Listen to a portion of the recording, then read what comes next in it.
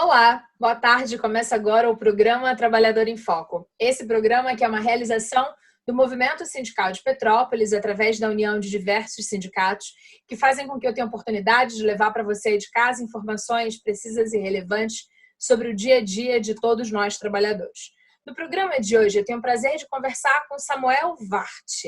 Ele é médico sanitarista com mestrado em saúde pública na Fiocruz. E a gente vai conversar sobre um artigo que foi publicado no Centro Vitor Mayer. E a gente vai falar sobre sindicato por empresas. Olá, Samuel, tudo bem? Boa tarde, tudo bem, Carla? Muito obrigado pelo convite. É muito importante, como membro do Centro de Estudos Victor Meyer, de poder se dirigir aos trabalhadores, porque é essa a nossa principal atividade, que é a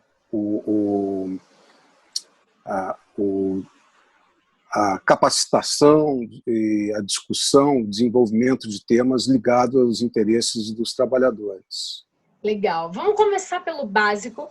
Para quem não conhece o centro, eu queria que você falasse basicamente o que é o Centro Vitor Mayer. Victor Mayer. Você já falou que é um centro de estudo.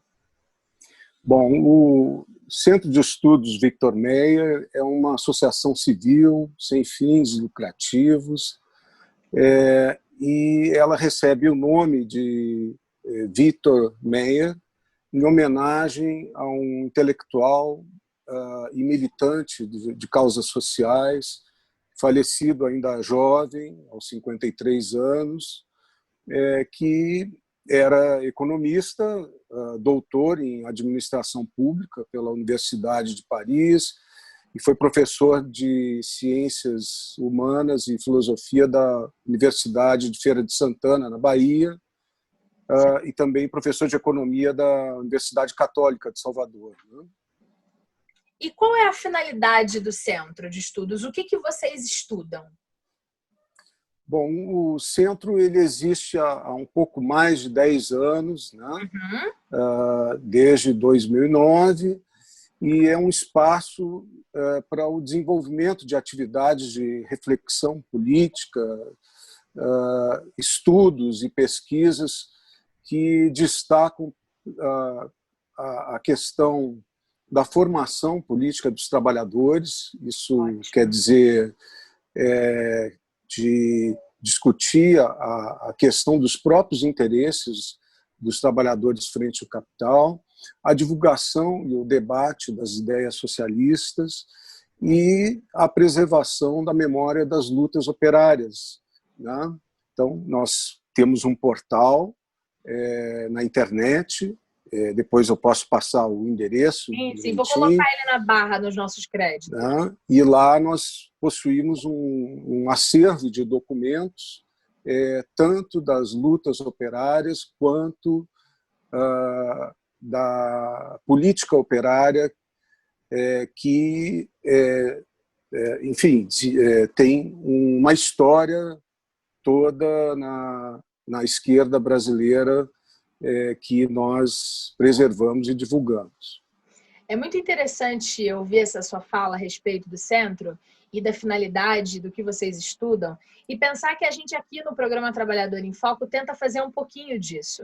Porque muitas das vezes grandes lutas foram realizadas, grandes conquistas por meio do suor, por meio do sangue de tantos trabalhadores 50, 70 anos atrás, 50 anos atrás, e elas vão sendo esquecidas. E a gente tem uma geração de novos trabalhadores que não consegue entender, na maior parte das vezes, o trabalho do movimento sindical, dos sindicatos, porque as coisas melhoraram um pouco se comparado a 50 anos atrás. E aí que é um período bem curto, né?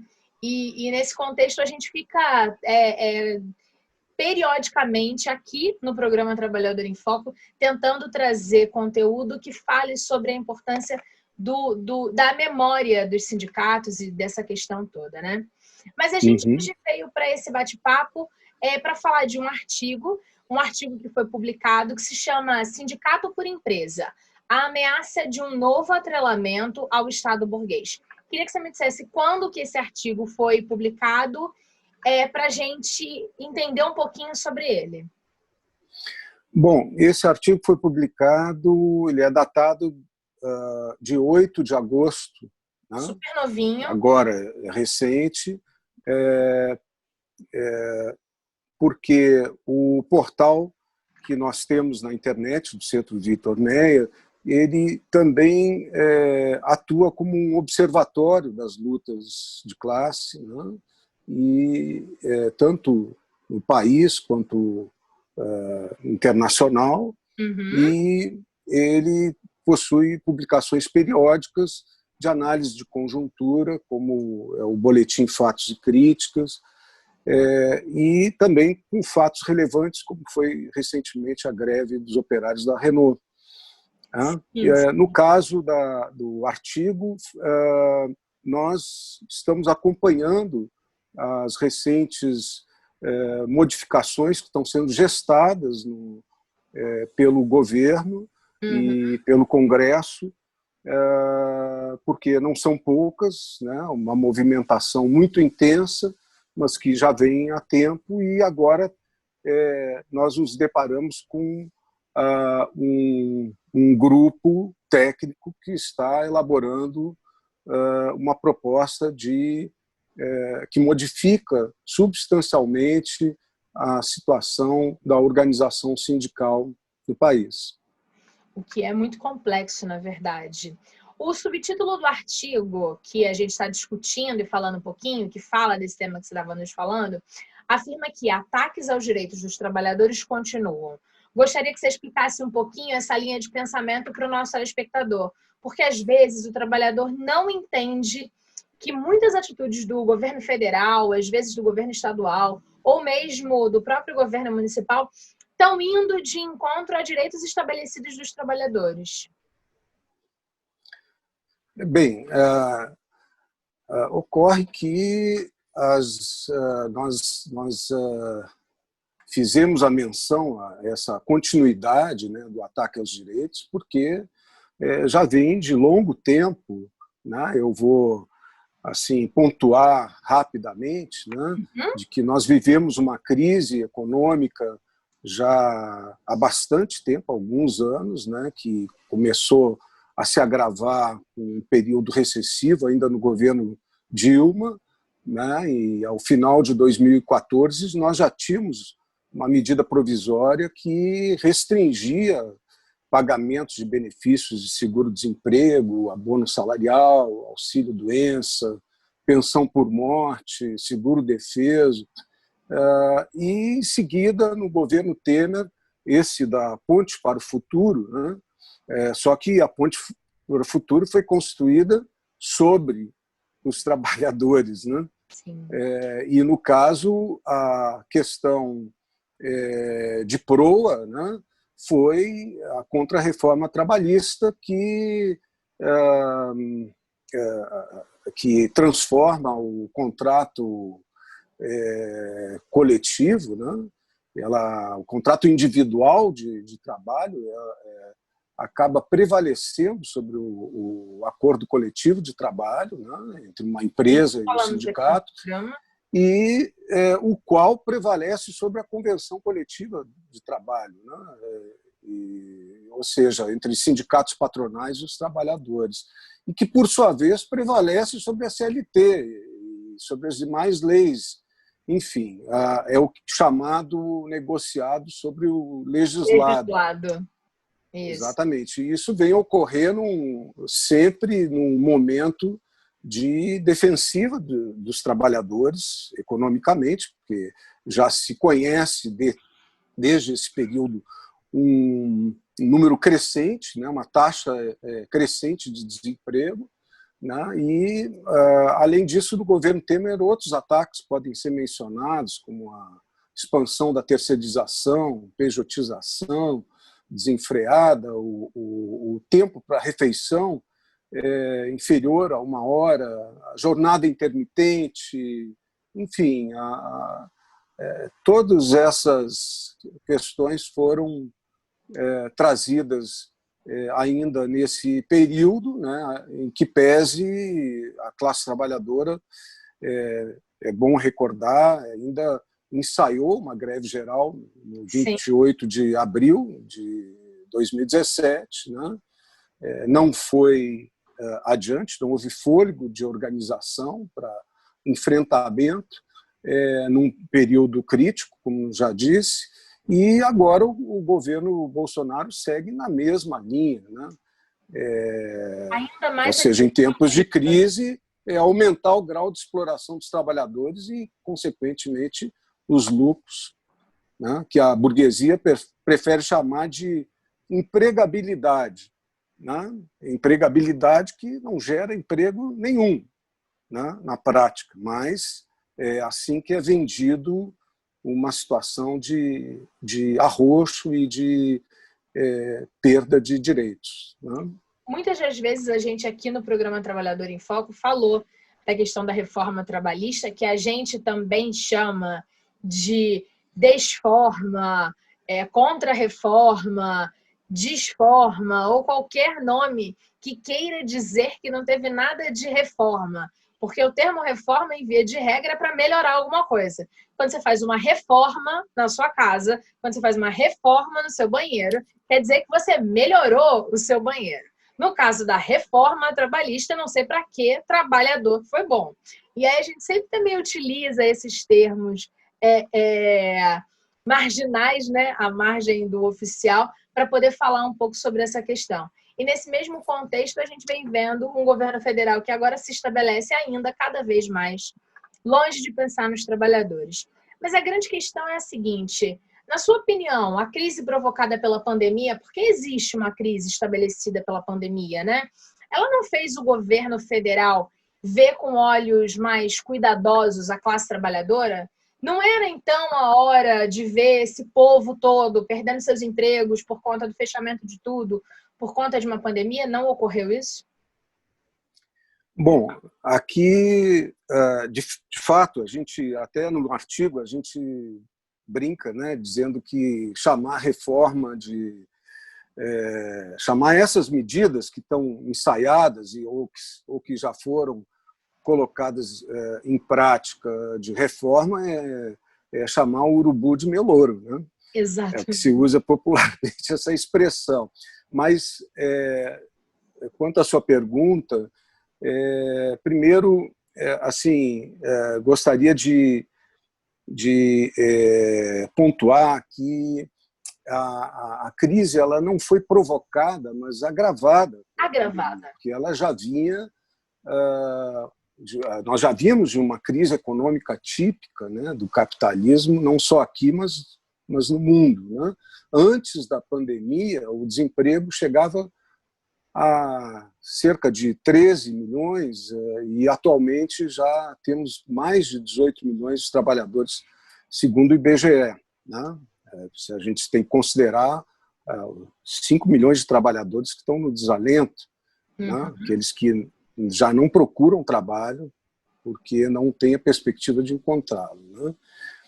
Segundo, que do ponto de vista sanitário, né, é muito importante que a gente observar que a atitude não só do governo, mas de toda a classe dominante, né, foi de que a pandemia não foi uma questão de isolamento social, de proteção, de protocolos sanitários, mas sim de trabalho na linha de frente, né? Vamos recordar aqui que, no princípio, era o fique em casa. Depois, modificaram um pouco para fique em casa se puder, né? E esse se puder é justamente a parcela dos trabalhadores, né? Que não tiveram nenhuma iniciativa, nenhum apoio de mitigar a sua condição, seja moradias que são em bairros populares, com grandes aglomerações, transportes públicos precários, lotados, janelas fechadas, enfim, tudo isso fez parte de uma política deliberada. O governo E, por último, os olhos mais cuidadosos, vamos dizer, foram para aumentar o grau de exploração do trabalho pelo capital. Aquela expressão do governo de passar a boiada na pandemia, né? Sim, nós No ouvimos. caso da organização sindical que trata esse artigo, né? Que as medidas que estão sendo preparadas contra os interesses dos trabalhadores no momento de defensiva e que se agrava a recessão econômica e aumenta o desemprego. Então, não houve olhos mais cuidadosos de forma nenhuma. Mas uma coisa que se fala muito é a tentativa de eu diria que houve, Não? que houve olhos de ave de rapina. Certo. Encontrando exatamente a fala de um dos ministros naquela fatídica reunião que todo mundo viu, né? Já que está todo mundo só falando de pandemia, vamos passar um monte de coisa e vamos resolver um monte de coisa, o que era um momento contrário, né? Pensar no trabalhador, na pessoa em risco social, dentre outras coisas. Agora, uma questão que a gente, às vezes, erroneamente entende como uma tentativa apaziguadora do governo federal é a questão do auxílio emergencial. Estou errada? Bom, o auxílio emergencial ele é temporário, né? Ele foi concedido com todas aquelas contradições que acompanham o governo. Por um lado, era preciso fazer que nem o resto do mundo capitalista e manter também o mercado em níveis de consumo numa economia em recessão, né?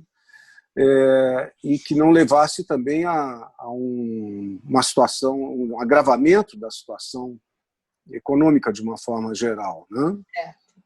Seria mais difícil de reverter ainda. Segundo, que não ficou fora do radar desse governo a questão da agenda política que ele tem, no sentido, inclusive, de pavimentar o caminho para uma reeleição, né? E a gente viu todo esse movimento com relação à formação de uma base no Congresso e agora, mais recentemente, a elaboração de um novo programa assistencial, que é o Renda Brasil, que está se falando, né?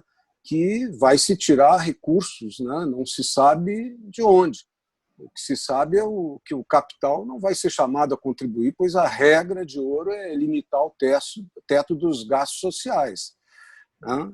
Então, essa é a feição do governo a gastos sociais que, nessa elaboração que menciona o artigo, né, sobre essa realocação de recursos, o fundo de garantia reduziria de 8% para 6%, são 25% de redução, dinheiro esse... As pessoas acham são só 2%. Não, sim, não são só exatamente. 2%. É necessário tem que fazer a matemática. Exatamente. Reduzir exatamente. de 8 para 6 é 25% de redução. É muita coisa, não são só 2%. Perfeito, exatamente. Na sua fala e no artigo também, você fala de agenda unilateral, ultraliberal, na verdade. O que significa isso na prática e de que forma que isso é prejudicial para o trabalhador? Bom, isso foi apenas uma denominação para caracterizar os economistas que se apoiam nos princípios da Escola de Chicago, né? Paulo Guedes e essa sua equipe, né? E para distinguir dos liberais menos ortodoxos. Foi só nesse sentido, mas aqui lembrando de uma frase interessante do Leonel Brizola, que no embate entre o demônio e o coisa ruim, o inferno é que vai ganhar sempre, né? E no caso dos liberais e ultraliberais, não tem grande divergência no que se trata, quando se trata de sacrificar o interesse dos trabalhadores, né?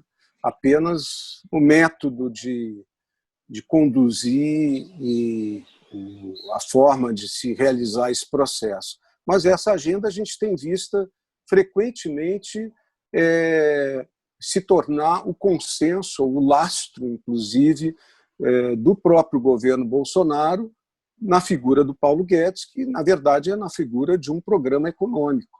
Uhum. Né?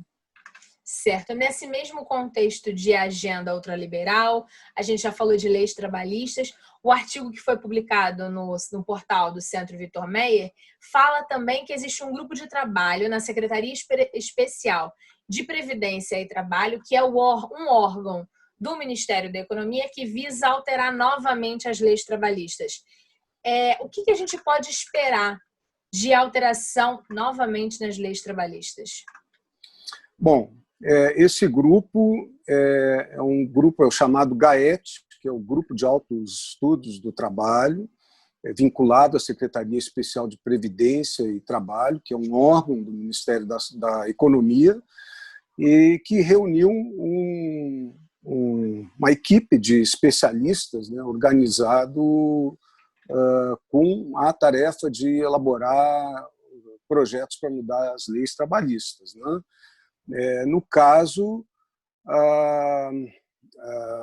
esperar o quê dessas alterações? Né? Isso acho que, primeiro, que a gente deve considerar o fato de que nós estamos num tempo de crise em que o que se verifica a cada medida tomada pelos diferentes governos, como nós já comentamos aqui, é transferir o ônus dessa crise para os trabalhadores assalariados. Né? Mas, nesse caso, a sofisticação dessa ofensiva é maior em função de que essas medidas elas visam dificultar a reação dos trabalhadores a esse aumento do grau de exploração, restringindo os direitos de organização sindical. Então, no caso, destacando aqui dessas medidas duas, basicamente, né? Uma delas, a questão da formação de sindicato por empresa, que impede a organização do conjunto da classe trabalhadora, enfraquece a luta sindical e, consequentemente, enfraquece o poder de barganha do conjunto de classe. Né? Ela visa confinar essa relação empresa e trabalhadores a uma unidade fabril e fragmentar assim as negociações e ainda mais obter enfim uma força de negociação ainda maior, né, frente aos trabalhadores. A segunda medida ela diz respeito à unicidade sindical, né, porque atualmente há um regulamento de uma única entidade de trabalhadores que representa por base territorial. Né? Então, sim, para fazer com que o sindicato, por empresa, represente essa fragmentação da negociação, ele acaba com a representação do sindicato por uma base territorial. Né? E isso vai... simplesmente, essas duas medidas vão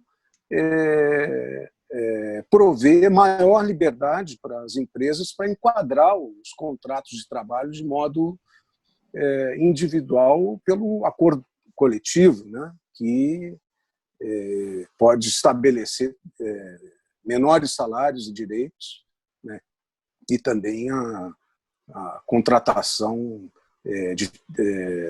de forma terceirizada, né, e com isso consolida essa prática de redução, de uma forma geral, de salários. Né? E essa questão do sindicato por empresa é uma experiência já conhecida nos Estados Unidos, onde os locals, né, que são chamados esses sindicatos, veio a ter consequências terríveis para a classe trabalhadora, porque ela reduziu enormemente a força de reivindicação do conjunto dos trabalhadores e isso gerou também uma redução absurda de sindicalizados, que hoje estão em níveis de 7% entre os trabalhadores da área privada e 10% no setor público, né? Samuel, a gente, nos últimos dias, a gente gravou um programa e veiculou com a Bárbara Valejos, que eu não sei se você conhece, é uma das técnicas do DIEESE. E uma das coisas que nós discutimos no programa, que eu tive o prazer de gravar com a Bárbara, é o quanto o Sindicato dos Bancários, que é o sindicato dos trabalhadores do ramo financeiro, consegue ter um poder maior de negociação com o patronal, porque a database e as negociações são coletivas e nacionais. Ao passo que a gente percebe que eles não conseguem tudo o que deveriam para os seus trabalhadores e que tem esse poder, ou seja, o poder de uma negociação nacional. Imagina o que vai ser do trabalhador quando não forem mais as negociações em ordem municipal ou estadual, mas lá dentro da empresa, em que você, trabalhador, mesmo sendo sindicalizado dentro da sua empresa, está pensando mesmo no pagamento das suas contas de ordem básica, da água, da luz, da comida, do seu emprego, de como você vai dar subsistência para si próprio e para os seus. A gente está falando, então, mais uma vez, de um grupo de trabalho do governo federal que está pensando em cortar ainda mais o poder do sindicato. A gente está chegando no final do programa. Queria que você fizesse a gentileza de finalizar com esse raciocínio. Bom, de fato, essas medidas elas podem enfraquecer ainda mais a capacidade de negociação dos sindicatos. Elas, ao confinar a negociação ao âmbito apenas de cada empresa, ela certamente, no processo de representação, isso vai propiciar a uma perseguição mais intensa às lideranças, né, às representações dos trabalhadores, de forma que os trabalhadores precisam ter conhecimento dessa agenda da classe patronal, precisam refletir e se organizar dentro e fora das fábricas para fazer frente a essas mudanças, mas muito especialmente compreender que a lei é um pedaço de papel, que ela... perdão. Voltamos. Acabou entrando uma ligação. Desculpe. Estamos gravando pela plataforma Zoom. Entrou uma ligação, mas vamos continuar. Bom, eu falava que a lei ela vale tanto quanto a força de organização, de consciência que os trabalhadores têm de enfrentá-las e de mudá-las. Né? Então, é preciso ter em conta que a luta pela liberdade de organização sindical, essa sim é a democracia que interessa aos trabalhadores.